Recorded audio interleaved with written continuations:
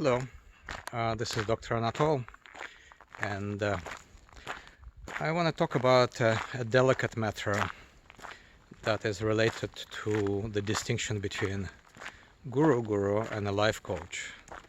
You've heard me talk about this before. A few days ago I was talking to a friend of mine who is a guru. He is not Russian, he's not American, he's not Indian, and I'm not gonna name the name. And we talked about how in this culture, in American culture, people like to be friendly, and I think it's reasonable. Now, it's of course mostly supermarket friendly. It's not really friendship friendly where people get really, really close. It's more just being nice to each other, which I think is a wonderful way to do it if you, do the opposite, which is being nasty, obnoxious, etc. So what happens a lot is that when there's a conversation of some sort between a disciple and a guru, many times the disciple in question doesn't really understand what is it like to work with the guru. And that brings a very interesting dilemma, because it is definitely the duty of the guru to explain in some sort of way to the disciple what the proper behavior would be. But it is usually done in a friendly way, and the disciple in question will think that the guru is being friendly, that they should become friends. And a life coach can be a friend. A guru cannot be a friend. Or we can say that a guru can be the most dangerous friend you have. But that is not entirely what I'm talking about. The main thing here is that there is a vibrational difference between a disciple and a guru. The vibration of the guru needs to pull the disciple to some higher place. And that's the whole point of having a guru. A life coach will tell you to stand on your left leg and wave your hands, or it will tell you to meditate 24 hours a day, or to stick a cucumber up your ass or something. So a life coach will give you techniques. He or she will teach you how to do yoga asanas. Many times in this culture they'll tell you that they're teaching you yoga, when actually that's just asanas or hatha yoga.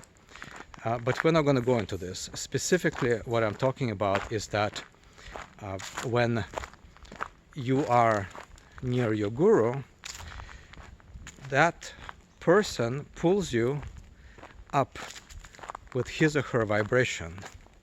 And you, as a disciple, need to have intuition that that's what's happening. Usually in this culture, this intuition is sorely missing, because people want to be egalitarian, they want to be friendly with the guru.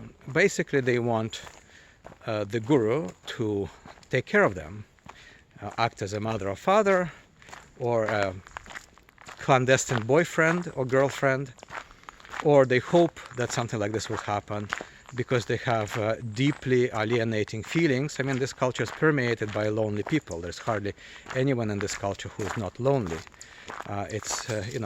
The spiritual dejection here is horrendous.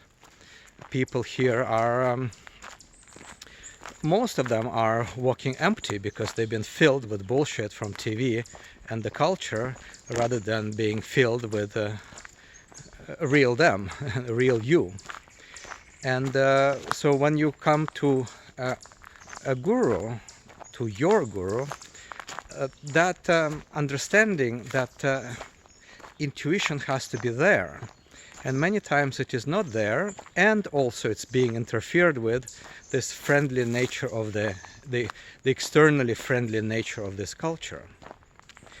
And so I was talking with this friend of mine, and it's a dilemma, because pretty much every American falls for that. It's like, they think that they're talking to a normal person. They're not. They're not talking to a normal person. There's a huge difference, vibrational difference between you and your guru. And one needs to see that. And the another dilemma, the main dilemma I wanted to talk about, is that if I just told you what I just told you, if that guru would have told his disciples what I just discussed with you, that creates another problem, which is endemic problem in all Western cultures, and that is the confusion between imagination and reality. The thing is, if I tell you that you need to intuit certain things, your mind is going to immediately jump in and pretend to you that it is intuiting something. And this is how it hijacks the process. And the process is to recognize that your mind is just an object that is growing around you. It's not you. I do not know how to deal with the situation, because on one side I was suggesting to this guy that, well, he just should just wait and see who is going to develop this intuition, or maybe ignore people in this country with their overactive imagination and etc.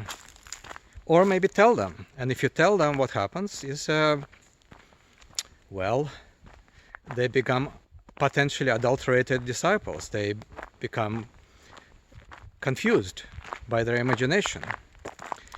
And it's, I think, a huge problem trying to pull yourself out of that imaginary, imaginary space where you imagine that you are more developed than you really are.